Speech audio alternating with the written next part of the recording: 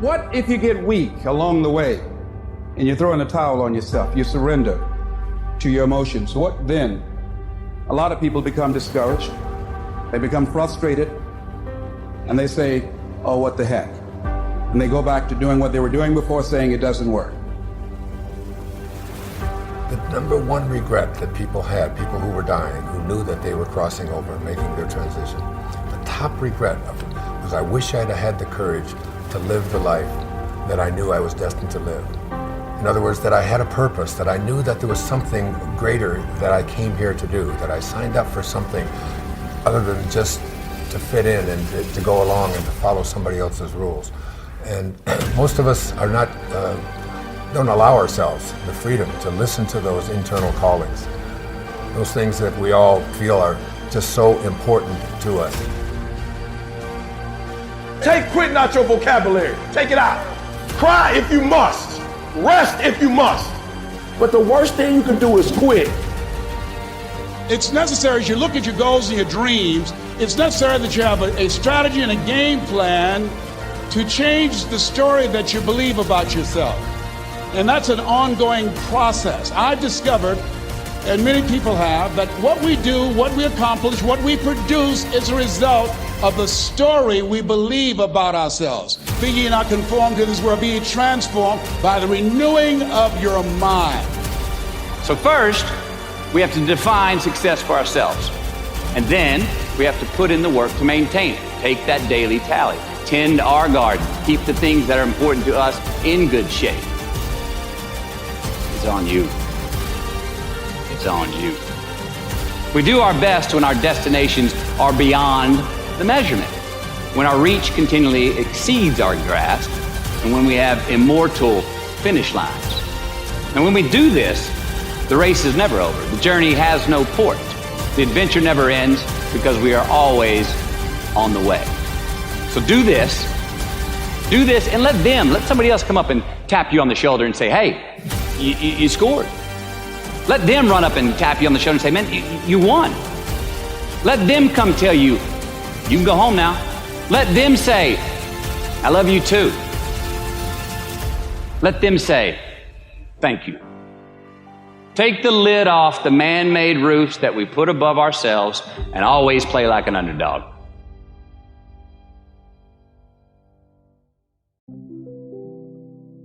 Change is inevitable. Change is also the principle of life. That means everything that is alive will change. And even things that are not alive will change. In other words, even the things not alive are changing. The way the river runs down the mountain is wearing away the mountain. You go back to that mountain 10 years later and the river is wider. Change is in creation. It's part of life. To everything, there's a season. How many things have a season? Everything. If you're having a bad time right now, it cannot last. If your business is going in the wrong direction, it's a seasonal slide. If you have no money right now, the good news is I am seasonally broke. And that's why we are always reminded, never make a permanent decision in a temporary problem. You wake up tomorrow morning and you're on the street and you have nothing. You don't have a single contact in your network. All you have is the knowledge and experience that you've had throughout your career. How do you build up from there? Well, I've been there many times. So it's no big deal. You just figure out what's needed and wanted and you go do it. So I look at life as learning. I'm constantly learning. I'm reading constantly, studying constantly. I spend most of my time with entrepreneurs. I don't spend my time with people who complain about the economy. So nothing will really change. I just go back to being an entrepreneur. Entrepreneurs have one thing in common. They keep going. They'll change the rules. They'll reinvent the rules. They don't just take one answer. So a real entrepreneur, it really makes no difference which country you're in. That's my belief. What brings me to a place of strength and peace is I don't believe the lies of the mind. Every thought you have is a magical lie. It's an interpretation of a perceptual experience which is radically untrue. So, for example, my perception tells me the earth is flat. Nobody believes that anymore. My perception tells me that the ground I'm sitting on is stationary and I know it's spinning at dizzying speeds and hurtling through space at thousands of miles an hour. My perception tells me that I'm looking at your body, but actually I'm not. It's a perceptual activity in myself. So a while ago, I decided not to believe my mind. And what I do is step back from the mind and watch it. And I notice that there's me watching it. And what is me watching it? It's watching the body, it's watching my thoughts, it's watching you, it's watching everything else. So stand in front of a mirror, and the mirror reflects everything, not just you, but everything else that's happening. And if you understand that the entire world is a mirror of you, filtered through the crazy mind, then you don't depend on the mind. You depend on the awareness of the mind. So when I see a situation, whatever it is, good, bad, or whatever, I ask myself, who's watching? And then I pay attention to the watcher and I stay there. And it's profoundly peaceful and joyful at all times. How do we make that an intentional practice so that we don't have our instant reaction to freak out or stress out, or how do we go from making it that instant reaction to an intentional practice? Well, a lot of people say, I want to quieten my mind, and then they struggle in meditation, but trying to quieten the mind is a thought, so it's also the mind. So you can't use the mind to quieten the mind, right? All you have to do is ask yourself,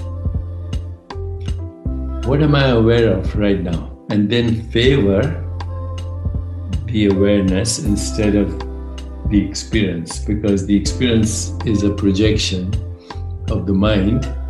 Awareness is independent. Awareness is infinite possibilities. It's limitless. It's beyond imagination. It's infinite. It's the real you that recycles as body-mind.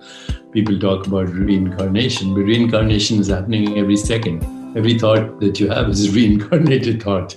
Every perception that you have is actually a recycled perception. We just get bamboozled as soon as we're given a name. So, I was given a name, Deepak Chopra. Now, that is a symbol of who I am. It's not who I am. But, if you repeat somebody's name enough, you're David, you're David, you're David, then the poor kid is screwed because he thinks he's David, when in fact he's the infinite being with a name called David.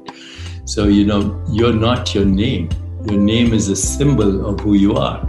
If I'm looking at a menu in a book, and all these beautiful dishes are there, I can't eat the menu, okay? So we use words as symbols, and of course, spiritual literature says first there was the Word, and the Word was with God, and God, became the Word or whatever. There's some truth in that. As soon as you use words, you create form. So if I asked you, what is this? You'd say it's a book, but actually it's a color. It's a shape. It's a form. If a baby was looking at this book, it would be squiggles, shapes, forms, and colors. No idea that this is a book and the baby is called David. No idea. It's a joyful experience because the baby would see this and everything else as itself and would fall, in fact, is in love with existence. All you have to look at is a baby. The only time it says is when it's hungry or it's wet. Otherwise, it's in bliss. And why is it in bliss? Because it hasn't been bamboozled by constructs. And is that ultimately your mission, is to guide people towards bliss? Yes. If people could understand the magnificence of who they are, that the fundamental state is bliss and joy and awareness and existence, which is timeless. See, the body is in time, the mind is in time, every thought is in time, every perception is in time, every image you have in your mind is in time, except you, the one that's awareness. So once you get to that, this is what is called the spiritual experience. It's also actually the original religious experience. Whether it's Jesus or Muhammad or Buddha, it doesn't matter.